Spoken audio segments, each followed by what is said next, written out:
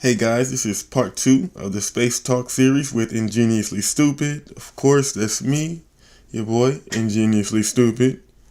Now, I know I said we discussed the astral realm and psychedelics, but I had a conversation with some peers about the current state of our addicted society, and as the conversation roamed, we entered to the topic of homelessness.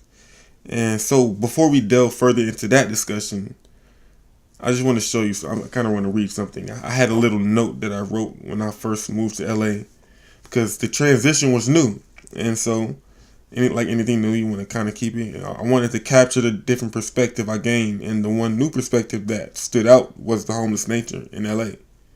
And so, without saying anything more, if home is where the heart is, where's the love for the homeless? We walk right by, throw a dime on the ground because we're scared to look them in the eye. Heartless. And the crazy part is, I was a passerby. They'd ask me for some change and I'd lie. I'd lie and say I don't got it. But I got Dre Beatstone and the iPhone in my pocket. I guess it's a begging that's got me. I one day gave $1 to a Hispanic man and he showed me to a white guy, black man, a woman, and said, "This is my family." That's when I realized, like, yo, it's not just my story, but others too. Because many of them had dreams too, but like many others even more fortunate than them, they just simply didn't come true. Had me thinking, what happened? What did they do? Drug addicted, alcohol inflicted, homeless people. Homelessness is a condition of people without a regular dwelling. But does that make the individual that much less interesting, as if their story isn't worth telling? I moved to LA to see the girls at the Bay, become a big time director. Now I see that money and fame ain't the only vector. I've been here for 6 weeks and I've grown so much as a person. My individual is doing that much better. Because I stopped seeing people as opportunities and their knowledge as the lesser.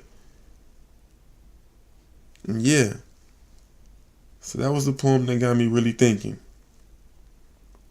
How do we really address the homeless population in LA, or just America in general? It's a question that's been asked for quite some time, but has never been answered. It's a question that people dodge because we fear the homeless. We, and yes, I say we, because as I was talking to a friend earlier, like I was saying, we were discussing if I had a phobia towards the homeless population. And I didn't think so, but when he asked me, he got me, I ain't gonna lie. But when he asked me, if you were to have a cigarette and meet someone at a party, they wanted to share the cigarette with you, total stranger. You never met this person, you having a good time, having drinks, you trying to chop it up, whatever. You have some cool relations, and you're just kicking it. Go outside, they ask you for a cigarette. Would you say the cigarette? Say yes. Sharing is caring. Caring, man. We chopping it up. We having a good time. Man, I love strangers. Meeting new people is great, right? Meeting new people gives you different perspectives, and we're always looking for different perspectives, right? That's what I thought I was right. So then he asked me, now picture that same stranger with the same personality, but they're homeless. Do you still share the cigarette? That's where he got me, G. Because I've had conversation with homeless people as a sociological observant, though. Like they've taught me a lot about the balance of society, but on the personal level, I don't relate. Their decision-making process of staying comfortable on the streets is something that I can never comprehend. It doesn't make sense to me. But back to the cigarette. Am I passing it? Honestly, nah. Yeah, I know it's judgmental of me. I had nothing to argue that would say anything other than hypocrite. Because as much as I want to say that being homeless is a culmination of bad decision making, it's not the case for a lot of people. You got LGBT boys and girls who were fighting the good fight on the social and familial front lines and made a decision to get away from that negativity. Their story is different. The basic foundation is ruined, that being the family, of course. They got nowhere else to go besides the streets. Okay, you got me. That's a tough situation. But then we got the people who just lost their job, down on their luck, and just can't find a job. Don't be the person to be like, oh my God, LA rent is so high. I should have just stayed in Minnesota. Like, damn, make better decisions then. But if you're going to stay out here, get off your ass and grind, fam. But nah, you want to not pay your bills and be somewhat responsible. Lean to your next mental state, addiction. But let's stay on topic. I have no sympathy for those types. Get it together. Plenty of legal ways to obtain money if you're able-bodied, which actually really leads me to my next topic. Kind of wants me to examine the disabled and the mentally ill, because it's even tougher. I can't place full blame on the individual. The addicts, that's the real gritty thing. The addicts, the type of person who would sell their baby for a rock. The type of person who, when presented the option to ingest this life-altering drug, chose to ingest. And the key word is chose. Because yes, there are instances where people unknowingly are taking addictive drugs and become addictive, but semantics aside, most of the time we got that option. Screw your peer pressure. Depression sucks, but you're not the only one to battle demons. And you're not the only one with a bad family structure. So I can't find sympathy for an addict who only functions solely to get another taste. So back to my question, how do we fix it? Well, let me ask you this. Do you care? Do you really care? There are almost 58,000 homeless people in LA County alone. I'm going to give you some numbers. In 2017, LA County had 57,794 homeless people, with 42,828 on the streets. In the city of LA alone, they had 34,109 total, with 25,237 on the streets. So, do you care? Do I care? Do we care that when we drive in Skid Row to get free parking and walk outside and on the sidewalk almost trip over a human being because you thought it was a pile of trash in the streets, but that was a human being?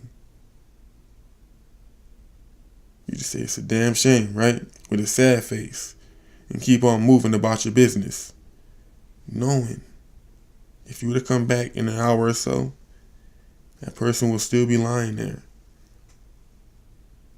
Do we care? I doubt that we do. Because the answer is always, and always will be, rehabilitation. We have hospitals. We have places for them to go. So a lot of people will tell me. But think about this. If you don't care, do anybody else care? Many of the nurses at your local clinic are there just to have money for their baby formula and Comcast account. They don't care. They want to check in and check out.